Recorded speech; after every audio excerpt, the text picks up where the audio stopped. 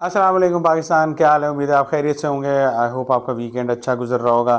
पाकिस्तान में कल इस वीकेंड के ऊपर वैसे ही ये जुमतुल विदा वीकेंड था, तो इसलिए अब रमज़ान की ख़त्म होने की तैयारी है और ईद की तैयारी शुरू है। आई होप आप उसके लिए बहुत एक्साइटेड होंगे और बहुत कुछ प्लान कर रहे होंगे।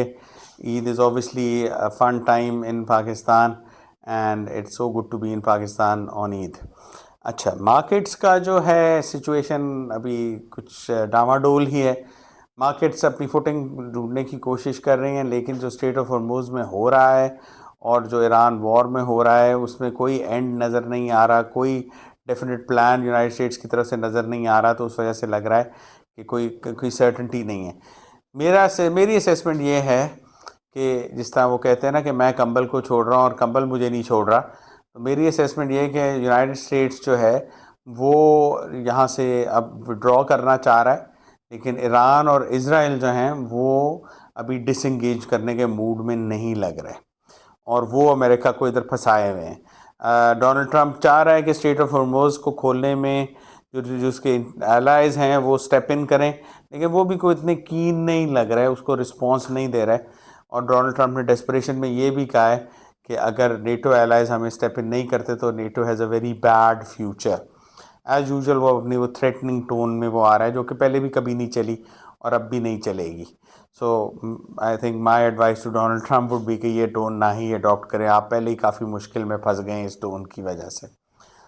इस वक्त अमेरिका निकलना चाह रहा है, लेकिन लगता है कि ईरान अभी डिसंगेज करने के मूड में नहीं है, बिकॉज ईरान को नज़र आ रहा है कि उन्होंने अब अमेरिका को इधर फंसा लिया है।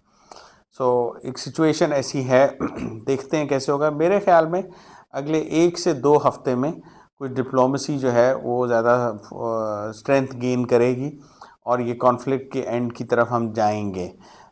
बिकॉज अमेरिका को भी नज़र आ रहा है कि इस कॉन्फ्लिक्ट का एंड जो है वो यही डिप्लोमेसी के टेबल पे ही आके बैठ के बात होनी होगी, उससे पहले उसके अलावा कुछ नहीं है।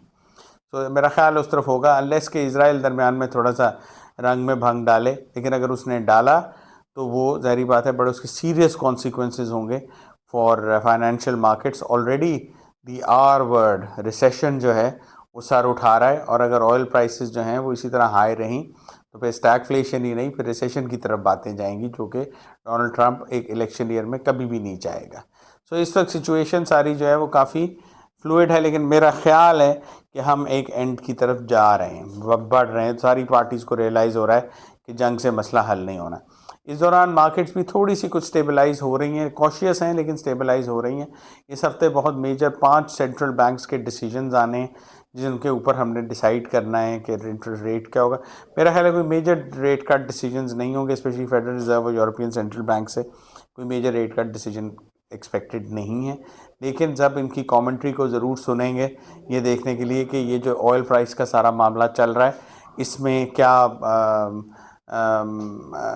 क्या इम्पैक्ट होता है इसका इकोनॉमी के ऊपर और इन्फ्लेशन के ऊपर। लेकिन मेरा ख्याल है ये बहुत अर्ली है, सेंट्रल बैंक्स भी इसके ऊपर अभी ज़्यादा कमेंट कर नहीं सकते।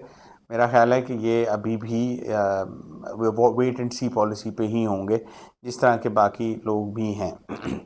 मार्केट्स कुछ बेहतर आज हैं, कुछ अपनी फुटिंग गेन करना चाह रहे हैं। फ्यूचर्स कुछ अपवर्ड पॉइंट कर रहे हैं। इसी तरह बिटकॉइन भी अब 74,000 के अराउंड होवर कर रहा है। ऑयल प्राइसेस अभी भी $100 बैरल से ऊपर है, 105.8 पे चल रही हैं। गोल्ड प्राइसेस थोड़ी सी नीचे आई हैं जूँ जूँ कैपिटल फ्लो हो रहा है इनटू द यूएस डॉलर, जिसकी वजह से कि यूएस डॉलर यूरो के अगेंस्ट स्ट्रेंथन हो रहा है। इस वक्त सिचुएशन कुछ इस तरह से है। मार्केट्स वेट एंड सी पे हैं, ऑयल प्राइसेस एलिवेटेड चल रही हैं और यूएस डॉलर जो है वो भी स्ट्रेंथन हो रहा है अगेंस्ट द यूरो। हम आपको इन्फॉर्म रखेंगे, अपना ख्याल रखिएगा। मार्केट्स मेरा ख्याल है आज थोड़ा सा रैली करेंगी, लेकिन कोई भी न्यूज़ जो आएगी मार्केट्स आपको पता है उस पर बड़ा जल्दी रिएक्ट करती हैं।